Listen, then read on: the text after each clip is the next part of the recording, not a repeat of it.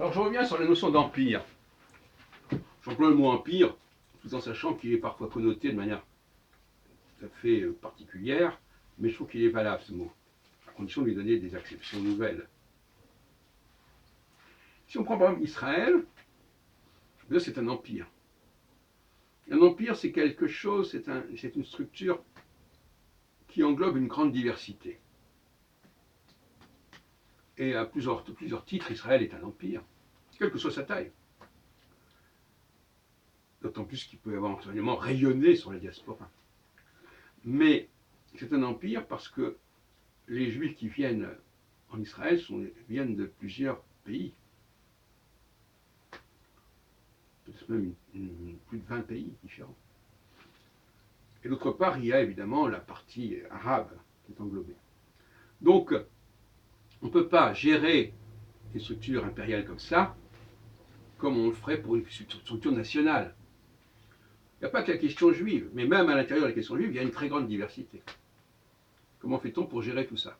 Comment harmoniser tout cela? Et puis le deuxième point que je voudrais signaler, c'est évidemment la question du retour. A priori, l'idée d'un retour des Juifs dans cette région, un retour entre guillemets, aurait pu se faire mieux que cela n'a été le cas, pour toutes sortes de raisons. D'abord, même avant la Seconde Guerre mondiale, il y avait déjà des choses qui avaient été lancées, comme on sait, à partir de 1917, 1922, 1923, avec le mandat britannique de la SDN, de l'Association des Nations. Les relations entre Juifs et Arabes, dès ce moment-là, étaient assez malheureuses. Ça aurait pu être mieux. En plus, ça se produisait au sein de l'Empire, quelque part, au sein de l'Empire anglais, britannique. Donc, voyez-vous, la question de l'Empire, elle était là déjà à toutes sortes de niveaux. Et à partir de 1967, la situation impériale d'Israël s'est encore complexifiée, hein, avec la guerre des 6 jours, avec les conquêtes, les annexions, etc. Et on a l'impression toujours que c'est cette question de nation qui l'a emporté sur celle d'empire. Je sais que c'est un débat que j'ai lancé pour plusieurs fois. La France est-elle une nation ou un empire? Israël est-il une nation ou un empire? Et qu'est-ce que c'est que l'identité impériale? Eh bien, l'identité impériale, c'est une idée de centralité. Il y a un centre et il y a autour des choses qui sont à la périphérie. Je préfère la notion de centralité à celle de pyramide, parce que dans une pyramide, il y a le haut et le bas, mais on ne peut pas dire que le bas dépend du haut, alors que la périphérie dépend du centre. Donc c'est plus intéressant de parler du centre.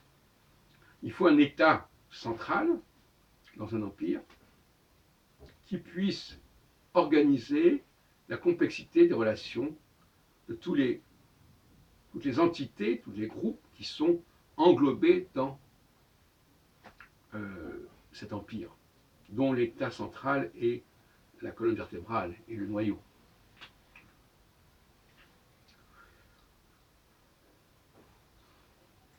L'Empire, l'État est évidemment pas majoritaire sur le plan démographique, c'était le gros problème. Là aussi, il ne faut quand même pas se moquer du monde. Un dirigeant n'est pas majoritaire. Il peut avoir l'accord d'une majorité, mais lui-même n'est pas majoritaire. Une élite n'est pas majoritaire. Un noyau n'est pas majoritaire. Même dans la formule le Sénat et le peuple romain, le Sénat n'est pas majoritaire par rapport au peuple romain. Donc, l'idée d'un empire israélien, si on peut dire, ça ne veut pas dire du tout que les Juifs doivent être majoritaires démographiquement, ni même qu'il y ait une démocratie. Ça veut dire simplement qu'il y a quelque chose qui s'organise autour de ce noyau. Et parfois, un noyau peut en remplacer un autre. C'est ce déficit idéologique au niveau de l'Empire qui fait problème. La décolonisation a mis à mal cette notion d'empire. Et moi, je suis favorable à ce que cette notion revienne. Pourquoi? Parce que l'empire unifie les choses, unifie le monde. Le français, par exemple, a une vocation impériale à unifier le monde au regard du lexique français. En disant l'anglais. Mais non, l'anglais, c'est le lexique français, l'anglais. Il ne faut pas se moquer du monde. Et puis, la diversité est souvent très relative. Elle est relative d'abord parce que beaucoup de choses diverses ont énormément de points communs entre elles. Et deuxièmement, parce que on peut construire des superstructures au-dessus qui vont unifier. On peut unifier soit en montrant que les entités existantes ont des éléments de convergence, soit en imposant un système qui va superviser, qui va surplomber.